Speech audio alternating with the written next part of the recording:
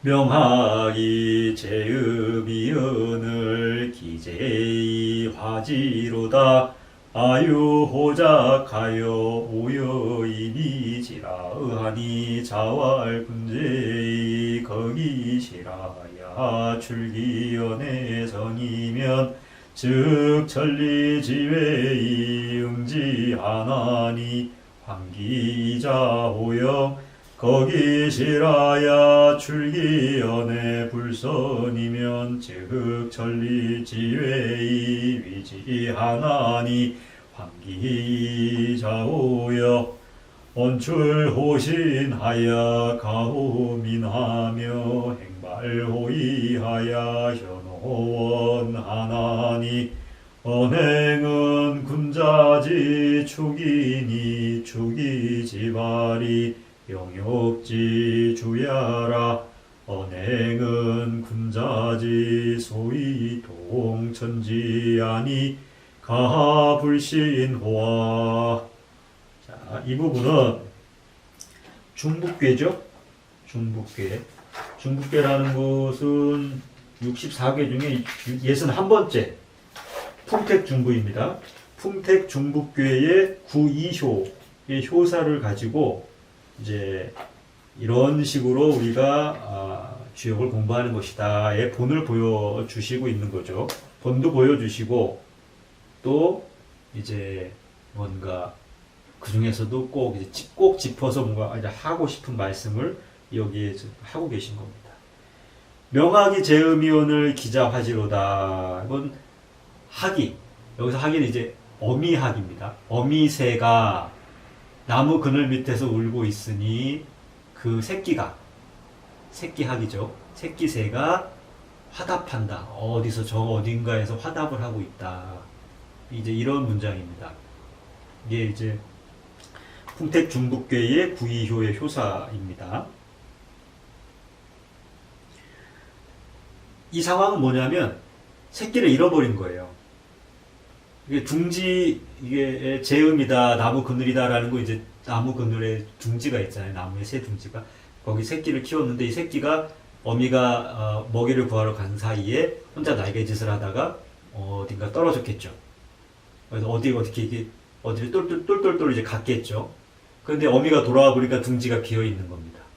그러니까 어미가 막 새끼를 찾기 위해서 슬피 울죠. 이게 뭐 다른 짐승한테 먹혔는지 혹은 어디 떨어져서 크게 다쳤는지 죽었는지 알 수 없으니까 이제 새끼를 부르는데 저기 어디서 덤풀 속에서 이제 새끼가 깍깍하고 이제 어미새에게 화답을 하는 거죠. 그러니 어미새가 얼마나 기쁘겠습니까? 무사하다라는 거 확인한 것이죠. 그런 모양이다. 이게 재밌는 것은 풍택중부라는 것은 이제 괴상이 이제 이런 괴상인데요. 이 괴상 자체는 하나의 큰 릿괴, 즉 대릿괴라고 합니다. 대릿괴인데 이 릿괴는 새의 형상을 가지고 있어요. 새가 날개를 펼친 모습이거든요. 그래서 이제 이 문장을 표현할 때 이제 여기에 학이 나오는 겁니다. 이제 물상론으로 들어가서 공부를 하시면 아시게 돼요. 그리고 중북계의 구이효는 여기서 지금 효사를 갖고 이야기하는 것은 그 효변을 말하기 때문에 구이효가 효변하는 상태를 말하는 거예요. 그래서 구이효가 효변을 하면 중북교에서 풍내입계로 갑니다. 풍내입계라는 것은 위에 있는 하늘이 아래에 있는 땅에게 나의 것을 덜어주는 것이거든요. 위에서 아래로 무언가를 내어주기 때문에 아래에 있는 사람이 혹은 아래에 있는 것이 풍요로워지기 때문에 이제 그것을 이익이 된다 해서 입괴라고 하는데, 크게 이제 그런 뜻이 있습니다. 그 안에서 이제 여러 가지 또 다양한 이 괴상의 변화와 물상의 변화들이 있는데, 그런 것들을 가지고 사실 이런 해석이 가능해지는 것이거든요. 그걸 나중에 이제 공부를 해보시면 아실 겁니다. 그래서 어미새가 새끼새를 잃어버릴까봐 부르면 새끼새가 화답하여 기쁘듯이, 그리고 아유호자, 나에게 좋은 술잔이 있다. 그러니 내가 그대와 더불어 이 술잔을 기울이고 싶다. 오요 이 미지다. 이게 본래 뜻은 그런 겁니다. 어디 멀리 떨어져 있는 벗에게 어떤 혹은 멀리 떨어져 있는 어떤 아랫사람, 신하에게 군주가 나는 그대와 함께 오늘 술 한 잔을 기울이고 싶네. 그러니 그대는 어서 오시게. 이런 뜻이 있거든요. 상호 간의 신뢰와 믿음을 표현하는 것이죠. 중국계의 가장 대표적인 것이 상호 간의 신뢰와 믿음이거든요.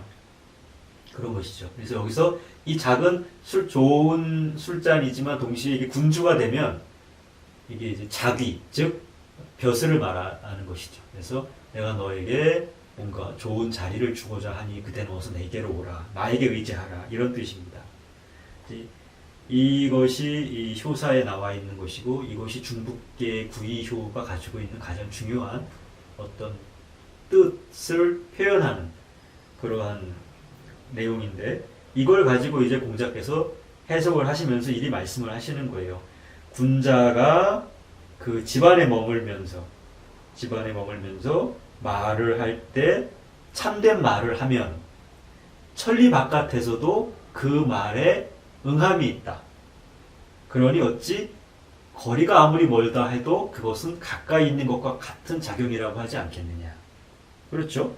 또 집안에 머물면서 실내에 머물면서 말을 하되 그 말이 참되지 않은 말이면 거짓된 말이면 천리 밖에서도 그 거짓된 말과 똑같이 어떤 진실에 어그러지는 진실을 거스르는 그런 일이 발생하게 되니 그런 거리의 떨어짐이라는 것이 얼마나 의미가 없이 사실 그냥 가차이에서 벌어지는 것과 같은 것이냐. 그 군자의 언행이라는 게 그만큼 중요하다.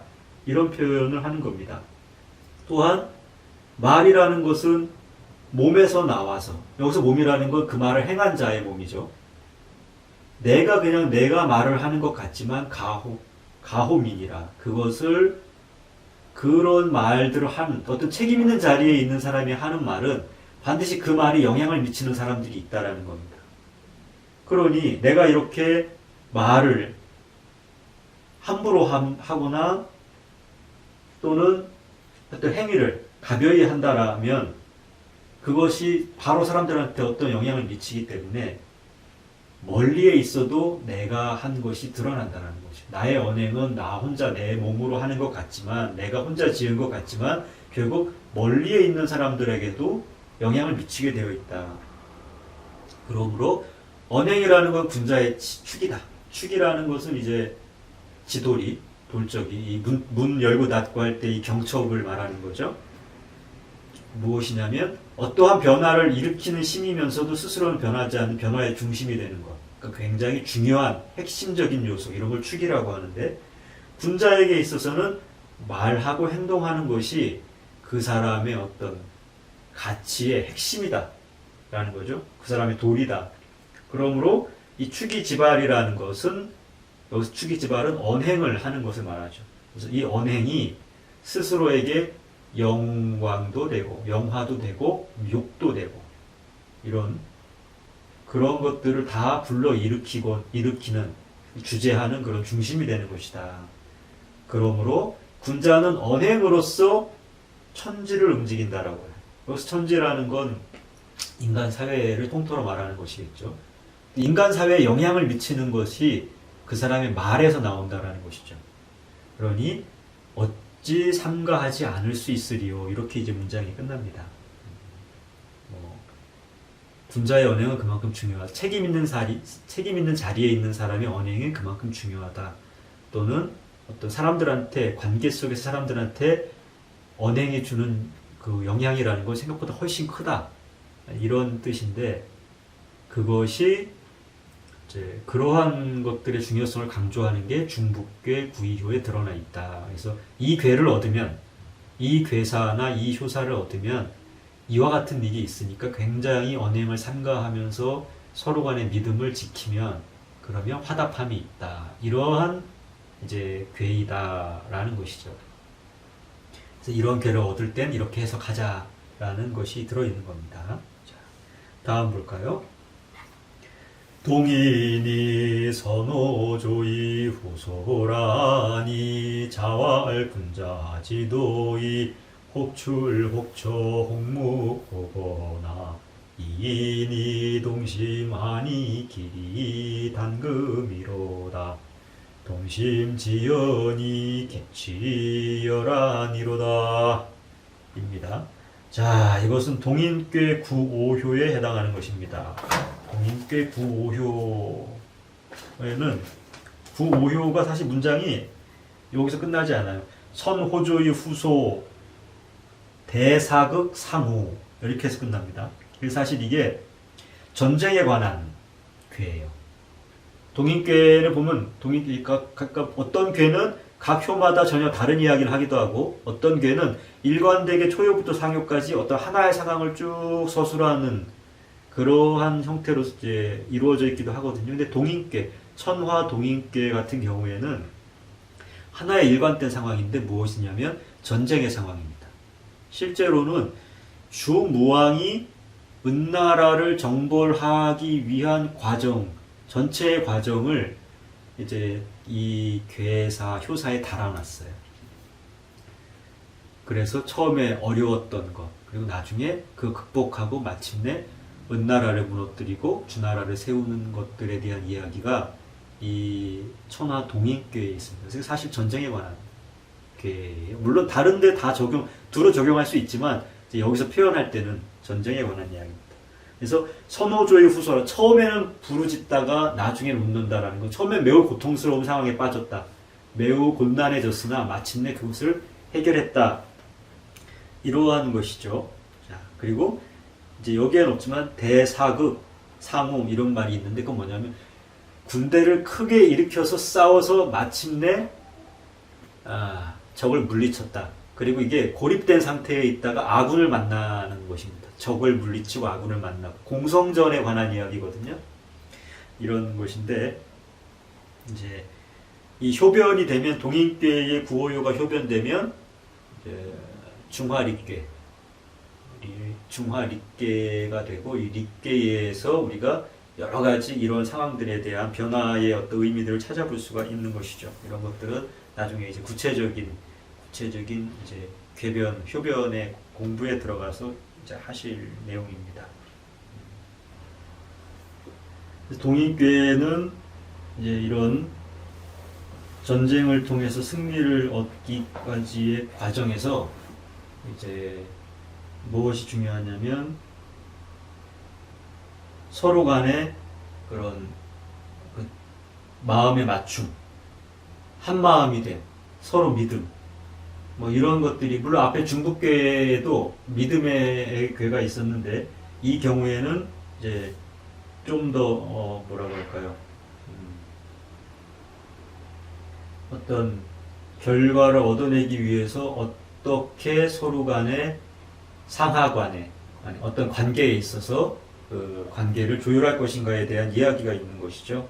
그래서 군자지도가 혹출, 혹처, 혹묵, 혹오다. 이것은 우리가 흔히 말하는 이제 사위의에 해당, 어묵동정에 해당하는 거죠. 말하고 침묵하고 움직이고 또는 머무르고. 이걸 흔히 우리가 행주자와 어묵동정이라고 하지만 이제 이것은 여기서 이제 어묵동정이라는 사위의에 관한 것인데 어떠한 상황에서도 그렇죠? 어떠한 상황에서도 군자라는 사람은 이제 마음가짐을 하나로 해야 된다 이런 이야기인데 그런 이야기죠. 이때의 하나로 하는 마음가짐은 이 구호효가 변하면서 생기는 이 리괴라는 건 상괴도 리고 학괴들이에요. 원래는 지금 현재 이것은 그 화천 동인괴, 천하 동인괴이지만 이 구오효가 효변하면서 이게 리괴가 되는데 리괴라는 것은 위와 아래가 다 똑같이 그런 밝은 마음을 갖고 있는 상을 말합니다. 그런데 위아래가 처음에 맞지가 않아요. 처음에 각각 마음의 밝음은 있으나 서로 소통되어 있지 않아서 처음에는 괴로워한다는 뜻입니다. 그런데 마침내 그것이 하나의 마음으로 맞추어지기 때문에 나중에 가면 성취가 있다. 이런 것이죠. 그것을 표현하는 것이 이인동신이에요. 상계와 학계를 각각 하나의 사람으로 표현하면 한 마음이 된다라는 것이죠. 그리고 길이 담금. 한 마음이 되면 그 예리함이 쇠도 자를 수 있다라는 것이기 때문에 이것이 얼마나 강력한 힘을 발휘할 수 있느냐에 대한 이야기입니다. 그리고 한 마음에서 나오는 말, 서로 간에 나누는 말이라는 것은 서로 마음이 같으면 당연히 마치 난초의 향기처럼 그렇게 은은하고 향기로운 그러한 말을 서로 나누게 된다. 이러한 이제 뜻이 담겨져 있는 것이죠. 말씀의 힘이 군자는 어묵동정 간에도 항상 그 언행에 있어서 그 언행이 굉장히 큰 의미를 갖기 때문에 그것이 타인과 서로 합심만 하면 쇠도 자를 수 있는 큰 힘이 있다. 이런 뜻으로도 이제 여기서 해석을 하고 있는 겁니다. 네. 그렇죠. 다음을 들어가 볼까요? 초육 자용 백모혼이 무구라하니 자왈 구조 저지라도 이가 의연을 자지용모하니 하구지유리요 신지지야라 부모지위무리 박이용은 가중야니 신사수랴하야 이왕이면 기무수실의리라. 자, 입니다. 이건 대각계죠. 28번째 풍택 대각계의 초육효의 효사의 내용입니다. 자용백모 무구다라고 하는 것이며, 자용백모라는 것은 흰띠로 된 자리를 펼치니 허물이 없다. 무슨 상황이냐면 제사를 올리는 상황이에요. 하늘에 제사를 올릴 때, 하늘에 제사를 올린다라는 중요한 그런 상황에서